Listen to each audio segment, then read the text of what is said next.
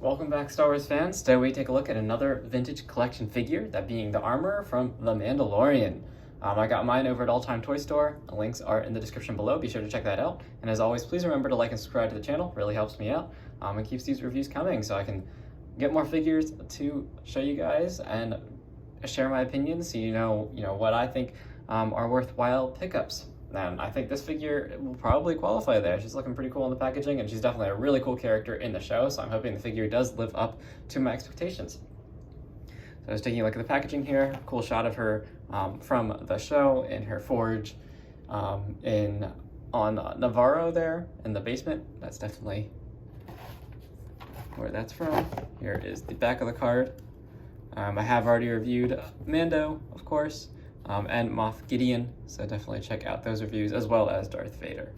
I would like to get a Captain Rex, though I'm not a big fan of this release of Captain Rex. I want them to update the mold, and then I'll pick one up. Although the ARC Troopers are looking pretty cool, I might have to pick those up as a big fan of Clone Wars.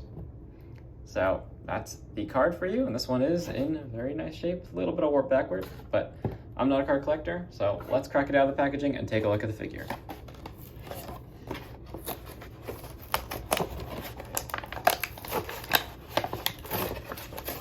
Again, this is a full live unboxing. I do not own this figure yet, so whatever this figure comes with is what you will get.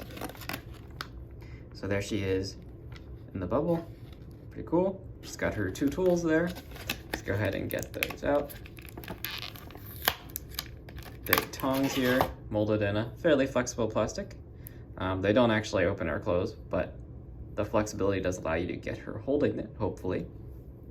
Looks pretty nice. It's molded in like a silvery-ish gray plastic. And then we have her hammer as well, which is actually just press fit into the packaging there. No tape. Do like that. Nice hammer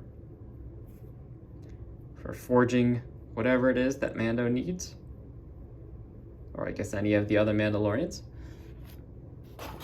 And now let's get her as well.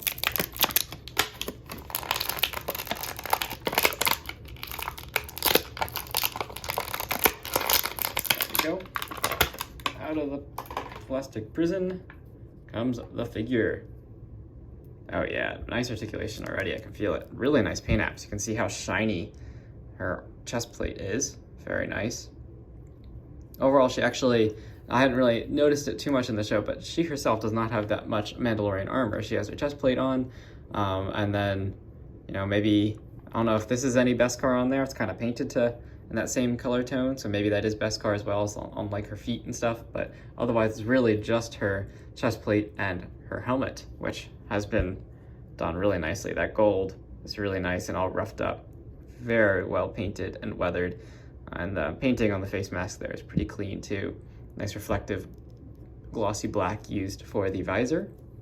See the back of the figure, and this whole piece has been molded really nicely as well too. The kind of fur coat she wears has some weathering to it as well. She actually has quite a bit of dry brush effect weathering on her, especially on that skirt piece too. You can see all around it's got brown and black hints throughout, and really fine detail painting on that waist belt for some of her smaller tools. Looks pretty cool. So in terms of, a flexible plastic on this figure, this is all flexible. And it does look like she's got ball jointed legs, maybe. I'm hoping, maybe. Yeah, I think so, ball jointed hips. We'll get into articulation in a minute, check that out. Then the knees are disguised incredibly well, the way the pants are molded. They actually are right there. And hoping for some rocker ankles in there. Yeah, rocker ankles, sweet. This figure's got the articulation I'm looking for, that's for sure. Lots of nice sculpting throughout on this figure, definitely.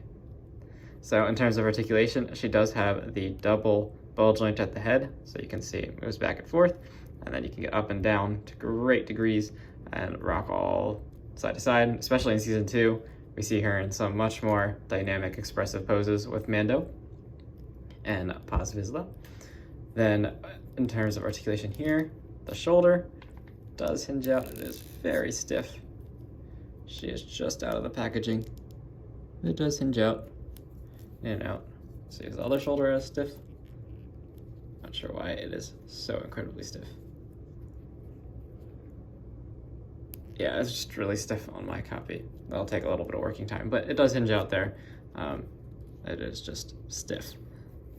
And I will say this piece in back here, it is a flexible plastic, but it isn't super flexible, and it does hinder her shoulder movement a little bit, right? You can't do the full 360, and it does make it a little bit hard to hinge to a significant degree, but you can definitely get enough angle. I think even for fighting poses. The elbow's very nice, 90-degree bend with, of course, the upper joint there on the elbow. And then we do get a nice swivel here at the wrist. And I believe they do also, yep, hinges on the inside too. It's really nicely disguised inside of that kind of knitted gauntlet there. So same thing on the other hand. She actually has a trigger finger on her left hand, which is a bit different. I don't know if we've really noticed in particular that she's a lefty, but there you go. Trigger finger on her left hand. I don't think she ever wields a gun in the show as of yet, so. Then she does have a nice ball joint here in her center section. She'll rotate to a great degree, as well as get all those other expressive angles. And then for the legs, she can kick forwards. It is a bit stiff due to that skirt piece. If we just hinge it out of the way, you can see the articulation there. And now it doesn't look like it's ball joints. That's unfortunate. Yeah, not ball joints. Maybe? No ball joints? I'm trying to see. Yeah, I don't think it's ball joint. Nope, no ball joints in there. Just trying to get the articulation. There it goes. So no ball joints. It's the old style hip joints. It's a little too bad, but still works really well. Still very effective joint. And then we do have the upper thigh swivel there as well, in addition to all the swiveling that goes on with that older joint. And so that does mean you can get into all the ranges of articulation, right? So she can do the splits, and she can kick out and back. Let's see, how far back can she kick? She does have, the usual butt piece back there. So, yep, back to a pretty good degree. So if you want her in some very dynamic fighting poses, you definitely could get that, or running poses, or whatever it might be. Then does have nice knee bend, and you can see how much joint is actually there, but when you put it down, you don't see any of it, which I really like the way they can disguise that. And then the feet definitely are well articulated. Really nice rocker ankles, and very nice forward and backward motion there. So definitely a well articulated figure, what you would want from Mandalorian. I would like to see those ball jointed hips used on all the figures, but still well articulated indeed. And now in terms of weapons or forging equipment, she can hold the tongs. I think all this is a bit of a loose fit in her hands, or the hammer. The hammer is very loose in that hand. Let's see if we swap them. It works a little better. So let's put the hammer in our right hand. There we go. That's better. It's still loose, but it's better. And then the tongs in her left hand. That's really, her left hand's really loose. It's pretty hard to hold anything in that hand, actually. So it's, kind of meant for like a blaster. But she can hold them. And I'm sure you could get her into some pretty cool poses using either just the tongs or just the hammer. So, yeah, definitely a great figure. For a quick comparison, as I did just review him, I do have the Death Watch Mandalorian just as a, Mandalorian comparison. Of course, we don't see this exact partnership in the show, but it's pretty similar. Just for sense of look and aesthetic, they definitely go together. Looks pretty cool. She could definitely have been, we don't actually know a sense of how old she is. She definitely seems well experienced, so presumably she could have actually been around with this guy, and been a armorer at that time as well. So maybe she made his armor, you never know. We'll have to learn her true story as the show goes on. Definitely a great figure here, as this is a fantastic figure, but this is definitely a great release from the Vintage Collection. I highly recommend it if you're a fan of the Mandalorian show.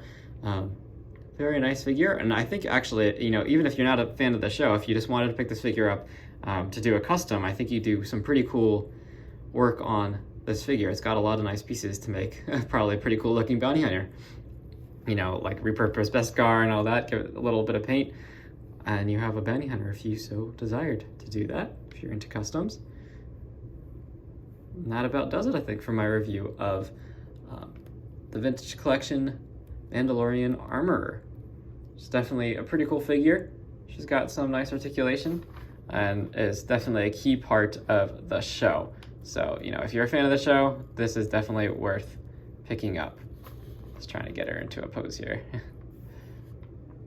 On camera, it's definitely a little difficult, but can do something. Something like that. Come on, stand up.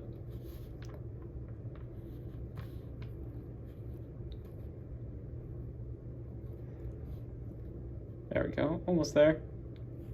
Well, anyways, thanks for watching the review, and stay tuned for some more Vintage Collection reviews. Thanks for watching.